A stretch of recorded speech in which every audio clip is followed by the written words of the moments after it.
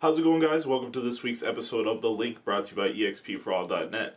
This week we've got some brand new Nintendo Switch related news for you guys, as well as some freebies for you PlayStation owners out there, and more. Hope you guys enjoy it.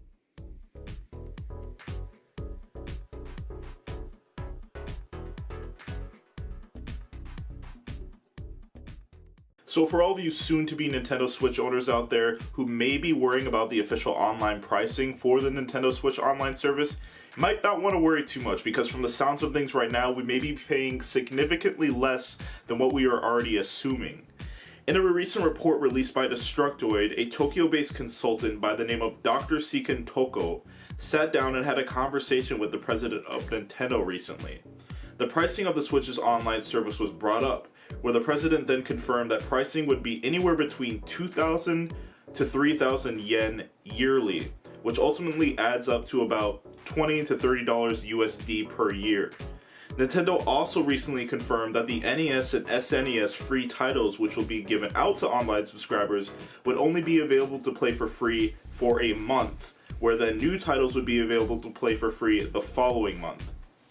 So just as some quick clarification for you guys, this price point, $20 to $30, if this is accurate what the president was saying, then that's about half off of what Xbox Live Gold subscribers and PlayStation Plus subscribers pay yearly for their subscription. And considering this might also be like a month-to-month sort of pay, or considering we'll probably give an option to pay month-to-month, that's about, I mean, we'll probably be paying like $2, maybe $3 a month, which is actually really, really, really nice.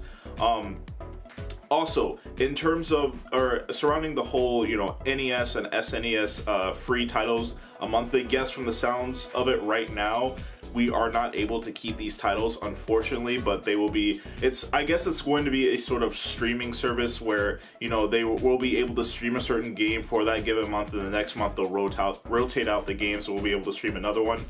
There was a recent interview that I checked out with Reggie, and I believe the interviewer was asking him about the whole online free title thing that's going on for that, or that will be going on for those given months. And I believe he said that they are working to try and figure something out that will further please the fans, because it seems like a lot of people aren't really happy that, hey, I'm paying all this money, but I'm not able to keep the title, like, what is this? So it does seem like Nintendo will be adding more incentives into the whole subscription thing later on, so I guess we will just have to wait and see. But right now, I just want more details on the online functions. I want more details on the whole online app and everything that we're supposed to be getting alongside the Switch.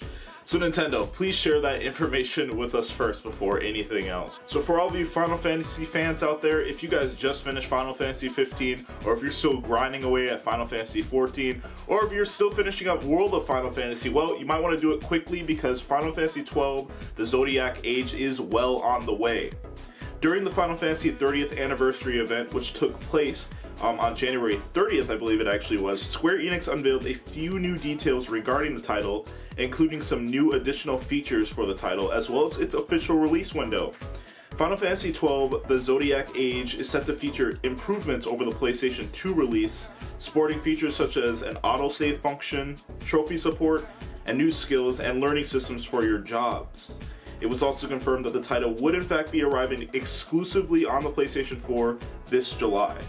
Now, I've heard from a lot of people that Final Fantasy XII is probably the most underrated, most slept-on Final Fantasy game, or mainline Final Fantasy game, I should say. The characters look really awesome. I never actually was able to play Final Fantasy XII. I was never a PlayStation 2 owner growing up, so, a lot of those PlayStation 2 games I completely missed out on, unless, there's a few that I've played on emulators and whatnot. But Final Fantasy XII was one of those titles that I missed, and it actually looks really, really, really good. Even when you go back and look at the original version, it still looks really good today. So I'm really stoked about Final Fantasy the Zodiac Age coming. I can't wait to explore the world of Final Fantasy XII. It's going to be really interesting. I love that Square Enix is doing these remasters. Hopefully we get some announcements for some new remasters during this whole 30th anniversary event, which they're doing throughout the entire year. I know they have a ton of announcements stacked up for us, and they're just going to be teasing us along the way. But Final Fantasy XII, the Zodiac Age, yes, I absolutely cannot wait for this title. I'm ready for the next Final Fantasy adventure. So if you're out of money or something and you're just in the market for some brand new games for your PlayStation 4 or your PlayStation 3, well, you're in luck, because Sony has officially announced the February free PlayStation Plus titles for all of you PlayStation Plus subscribers out there. Sony has announced the next lineup of free PlayStation Plus titles for the month of February. As every new month, the company offers subscribers a new set of titles to download and keep completely for free. This month's titles are Little Big Planet 3 on the PlayStation 4, Not a Hero on PlayStation 4, Star Wars for both PS3 and PS4, Anna Extended Edition for PS3, Ninja Senki DX for both PS Vita and PlayStation 4, and Torquil for both PS Vita and PlayStation 4. This batch of titles are set to go live on February 7th. Now, I don't know anything about any of those titles except for Little Big Planet 3. If you are a Little Big Planet fan, as a matter of fact, if you've never played a Little Big Planet title in your life, subscribe to PlayStation Plus, or if you're already subscribed to it, just download this title. Get this title for free. I almost can't even believe that they are offering it for free this early. I think Little Big Planet 3 launched back in, what was it? I think it was 2014.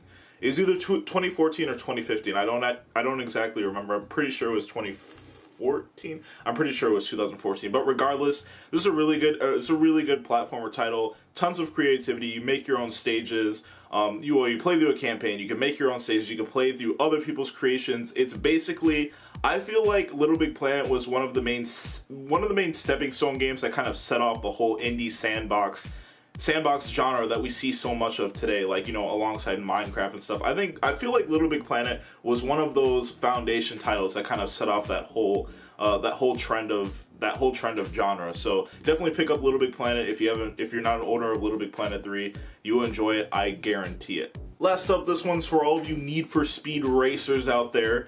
Electronic Arts has recently confirmed to investors that a new Need for Speed title is in fact in the works. The upcoming title is set to be the second mainline entry to the franchise since the series reboot with the release of Need for Speed back in 2015. The upcoming Need for Speed title is set to launch sometime during March of 2018 and will feature a much heavier emphasis on competitive online functions, with the title being much more ambitious as a whole. Now, this is really interesting because I feel like Need for Speed has always been one of those more casual racers. It's not exactly a simulation sort of racer. It's not really there to give you that realistic feeling of racing, or of driving rather. But it definitely is fun. It's definitely a title loved by many racing fans. It's more you just sit back and play your race, be a little bit more reckless with your driving than compared to in, like, you know, Gran Turismo games and Forza games.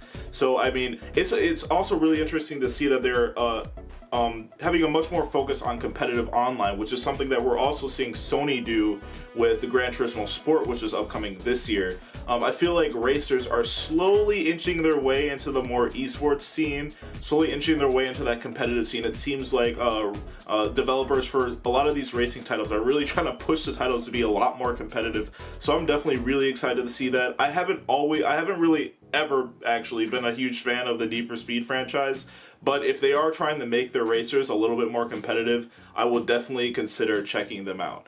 Anyway, guys, that's going to do it for this week's episode of The Link, brought to you by expforall.net. As usual, you can check out all the other articles we've written across the past week over on our official website. That's www.expforall.net. And we're also on Twitter as well. You can find our updates there at expforall. And we're on Facebook, also at facebook.com/expforall.